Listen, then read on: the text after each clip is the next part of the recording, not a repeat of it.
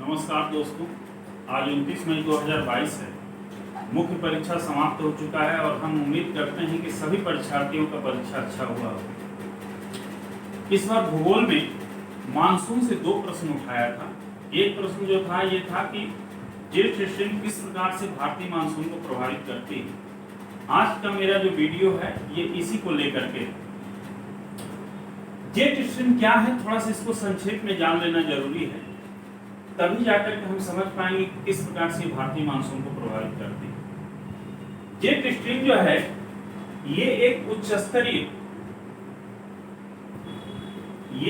स्तरीय पवन संचार का अंग है जो लगभग 35 से 45 डिग्री अक्षांश के मध्य 8 से 14 किलोमीटर की ऊंचाई में, विशेष करके पश्चिम से पूर्व दिशा में नियमित रूप से प्रवाहित होती है। क्योंकि इसका मार्ग जो होता है विसर्पाकार होता है, ऐसी विसर्पण करते हुए प्रवाहित होती है। इसकी गति काफी अधिक होती है। इसकी गति के आधार पर ही इसको नाम जेट स्ट्रीम दिया गया है। इसकी गति लगभग जो है कि 300 से 500 किलोमीटर प्रति घंटा के बीच होती है। 300 से 500 किलोमीटर प्रति घंटा के बीच होती है। सेकेंड वर्ल्ड वार के दौरान जो है कि सीजी राजवी अमेरिकी बमवर्षक विमान के चालक थे, उन्होंने ही सबसे पहले इसको पता लगाया था। इसीलिए इस जेट स्ट्रीम को उनके नाम पर जो है कि राजवी वेव भी कहा जाता है। इसका एक दूसरा नाम राजवी वेव या राजवी तरंग है। ये सामान्यतः जो है कि 35 से 45 डिग्री अक्षांशों के बीच ग्रीष्म ऋतु में प्रवाहित होती है। लेकिन हम एक चीज जानते हैं कि सूर्य के उत्तरायण के साथ वायुदाब की पेटियों में भी उत्तरायण होता है और दक्षिणायन के साथ वायुदाब की पेटियों में भी दक्षिणायन होता है। यही कारण है कि जेट स्ट्रीम भी जब सूर्य का उत्तरायण होता है तो इसका उत्तर की ओर शिफ्टिंग होता है, और जब सूर्य का दक्षिणायन होता है तो जेट स्ट्रीम भी दक्षिण की ओर शिफ्ट होती है। शीत ऋतु में, ये तो ग्रीष्म ऋतु में 35 से 45 डिग्री अक्षांश के मध्य चलती है, लेकिन जब शीत ऋतु आता है तो ये देखा जाता है कि 20 डिग्री से लेकर के 35 डिग्री अक्षांश के मध्य प्रवाहित होती है, अर्थात थोड़ा दक्षिण में शिफ्ट हो जाती है। अब प्रश्न ये उठता है कि चूंकि हमारा मानसून जो है ग्रीष्म ऋतु में ही आगमन होता है, जून के बाद मानसून का आगमन होता है, तो ऐसी स्थिति में 35 से 45 डिग्री अक्षांश के मध्य जो उत्पन्न होने वाली ऊपरी वायुमंडल में जेट स्ट्रीम है, ये कैसे हमारे जलवायु को प्रभावित करती है। वास्तव में अगर हम देखें तो ये जो है लगभग 35 से 45 डिग्री अक्षांश का एरिया है और इसी क्षेत्र में उत्पन्न होती है ऐसे। लेकिन यहां हम जानते हैं कि यहां हमारा हिमालय है, और हिमालय जो है कि इसके मार्ग में एक अवरोध का काम करता है। यही कारण है कि जेट स्ट्रीम यहां 2 शाखाओं में ऐसे बढ़ जाती है, एक उत्तरी शाखा, दूसरी दक्षिणी शाखा। तो ये जो उत्तरी शाखा है ये हिमालय के पार प्रवाहित होती है, और दक्षिणी शाखा जो है ये वास्तव में राजस्थान के रेगिस्तान और गंगा के मैदान से होकर के प्रवाहित होती है। लेकिन जब सूर्य का उत्तरायण होता है तो ऐसी स्थिति में 21 जून को जो है कि सूर्य सीधे कर्क रेखा पर चमकता है, और चूंकि ये हमारा राजस्थान का थार का मरुस्थल होता है, थार रेगिस्तान, यहाँ पर तापमान जो है कि और भी अधिक बढ़ जाता है, और तापमान अत्यधिक होने के कारण जो है कि जेट स्ट्रीम जो दक्षिणी इसकी शाखा है ये भी हिमालय को पार करके उत्तर में चली जाती है। और जब उत्तर में चली जाती है तो यहाँ पर तापमान काफी बढ़ जाता है और एक लो प्रेशर का केंद्र डेवलप होता है।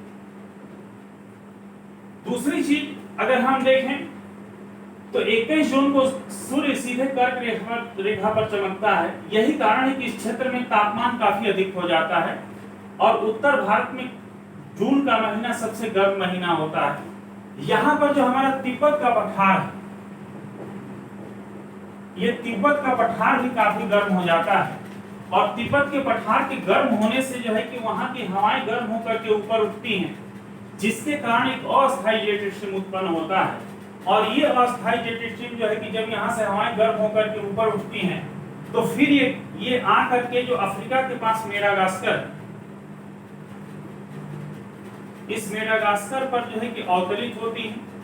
इन हवाओं के यहाँ उतरने के कारण जो है कि हाई प्रेशर का निर्माण होता है, हाई प्रेशर के एक सेल का विकास हो जाता है और यहाँ से चूंकि हवा उठती है इसलिए लो प्रेशर बनता है। तिब्बत का मैदान के जस्ट नीचे जो है कि हमारा थार का रेगिस्तान है, यहाँ पर जो है कि थार के मरुस्थल के कारण जो है कि और भी जो है कि ग्रीष्म का प्रभाव बढ़ जाता है, गर्मी का प्रभाव बढ़ जाता है, जिससे लो प्रेशर का जो बेल्ट यहाँ बनता है या जो लो प्रेशर का सेंटर बनता है वो काफी तीव्र हो जाता है।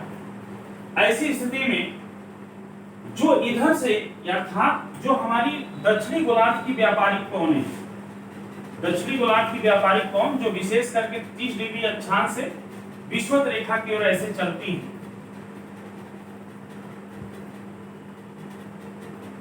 जिसको हम दक्षिणी गोलार्ध की व्यापारिक कोण कहते हैं। इनका डायरेक्शन जो है, चूंकि सूर्य का उत्तरायण हो रहा है तो ये भी थोड़ी उत्तर की ओर शिफ्ट करती हैं और यहाँ मेडागास्कर के पास हाई प्रेशर बनता है, थार के मरुस्थल में अत्यंत ही लो प्रेशर का निर्माण होता है। ऐसी स्थिति में हवाएं हमेशा हाई प्रेशर से लो प्रेशर की ओर चलती है। हवाओं का हमेशा प्रवाह जो है कि किधर से किधर होता है, हाई प्रेशर से लो प्रेशर की ओर होता है। यही कारण है कि ये अत्यंत ही तीव्र लो प्रेशर का केंद्र बनता है, यहाँ उच्च वायुदाब का केंद्र बनता है, हाई प्रेशर का केंद्र बनता है, जिसके कारण एक पावर क्रिएट होता है जो लो प्रेशर की ओर खींचता है और हाई प्रेशर इनको आगे बढ़ाने में मदद करता है। यही कारण है कि ये जो शाखाएं हैं अर्थात जो 30 डिग्री से विषुवत रेखा की ओर चलने वाली दक्षिणी गोलार्ध की व्यापारिक कोणें हैं, इनके मार्ग में अचानक ऐसे मुड़ाव हो जाता है और जब ये मुड़ाव होता है विषुवत रेखा को पार करती हैं तो इन्हीं को जो है कि हम दक्षिण पश्चिम मानसूनी पवन के नाम से जानते हैं। दक्षिण पश्चिम मानसूनी पवन की शाखाएं कहलाती हैं और चूंकि हमारा यहाँ भारत का त्रिभुजाकार आकृति है, इस कारण ये दो शाखाओं में यहाँ बढ़ जाती हैं। इस जो अरब सागर है हमारा, इस अरब सागर की शाखा को यानी अरब सागर के कारण इस शाखा को हम अरब सागर की शाखा कहते हैं और ये जो है इसको हम बंगाल की खाड़ी की शाखा कहते हैं। तो अरब सागर की शाखा चूंकि इधर पश्चिमी घाट पर्वत है, इस पश्चिमी घाट पर्वत के कारण ये हमारा जो है कि पूरा महाद्वीप है, आंतरिक भागों में तापमान अधिक रहता है, लो प्रेशर रहता है। ये सागरी क्षेत्र है, यहाँ इसकी तुलना में हाई प्रेशर रहता है। ये मानसूनी शाखाएं जिसको हम अरब सागर की मानसूनी शाखा कहते हैं, ये मुड़ती हैं बार बार इधर जाने के लिए, लेकिन ये पश्चिमी घाट पर्वत जो है हमारा अवरोध उत्पन्न करता है, जिसके कारण ट्रिगर प्रभाव के कारण जो है कि मानसूनी की शाखाएं पर्वतों से टकरा करके ऊपर उठती हैं और इस क्षेत्र में काफी वर्षा करती हैं। जबकि इसका ये वाला भाग जो होता है महाद्वीप के आंतरिक भाग जो है ये वृष्टि छाया प्रदेश बनता है। देखिए एक प्रश्न और भी आया था जिसको हम मानसून से ही सीधे जोड़ेंगे कि मंगलौर में वर्षा अधिक होती है जबकि बंगलौर में वर्षा कम क्यों होती है।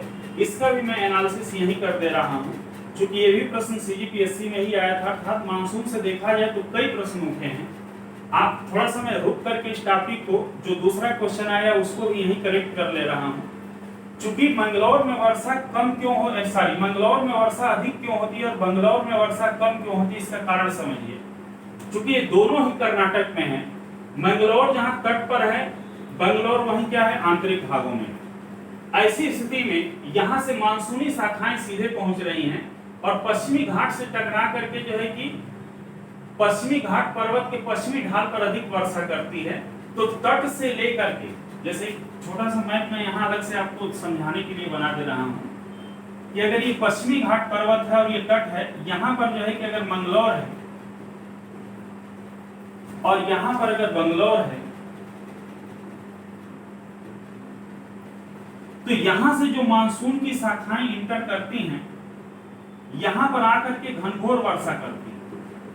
यही कारण है कि पश्चिमी घाट के पश्चिमी ढाल पर लगभग 650 सेंटीमीटर तक वर्षा कहीं कहीं प्राप्त हो जाती है। और ये जो तटवर्ती क्षेत्र है, जो मैदानी क्षेत्र है, यहाँ पर वर्षा औसतन देखा जाए तो लगभग कहीं कहीं पर 190 सेंटीमीटर भी प्राप्त होती है। लेकिन बंगलौर के क्षेत्र में अगर देखा जाए तो यहाँ जो है कि 60 से 90 सेंटीमीटर वर्षा प्राप्त होती है। तो मंगलौर में अधिक वर्षा प्राप्त होने का कारण जो है मानसूनी हवाओं के द्वारा जो है कि सीधे इस क्षेत्र में वर्षा किया जाना है, जबकि पश्चिमी घाट के कारण जो है कि ये हवाएं इधर जा नहीं पाती, वृष्टि छाया प्रदेश बनता है और यही कारण कि बंगलौर में वर्षा जो है कि कम होती है। तो एक प्रश्न का व्याख्या जो 2 नंबर में पूछा हुआ है यही हो जाएगा, ठीक। इसके बाद से आगे हम देखते हैं, ये मानसून की शाखाएं पुनः जो है कि आगे बढ़ती हैं और आगे बढ़कर के नर्मदा और ताप्ती नदी की घाटी से आंतरिक भागों में पहुंचती हैं और इधर वर्षा करती है। और यही हमारा जो है कि छत्तीसगढ़ के पश्चिमी भाग का एक मैकल श्रेणी है जो इसको रोकती है, जिसके कारण जो है कि हमारा ये कवर्धा और ये जो हमारा बेल्ट है राजनांदगांव का, ये वृष्टिछाया क्षेत्र में आ जाता है। एक शाखा सीधे ये राजस्थान से होकर, गुजरात से होकर के राजस्थान में प्रवेश करती है। चूंकि अरावली सीधे इसके समानांतर है, यही कारण है कि राजस्थान में वर्षा नहीं करती है और ये शिवालिक पर्वत के पास जाकर के टकरा करके पूरे इस क्षेत्र में वर्षण करती है। दूसरी जो है कि हमारे बंगाल की खाड़ी की शाखा है। ये बंगाल की खाड़ी की शाखा जो है कि ये यहाँ कृष्णा नदी की घाटी, गोदावरी नदी की घाटी से आंतरिक भागों में प्रवेश करती है और इस जो दक्षिणी छत्तीसगढ़ विशेष करके है और विशेष करके ये उत्तरी जो है कि तमिलनाडु है, कर्नाटक है, तेलंगाना, इस क्षेत्रों में वर्षा करती है।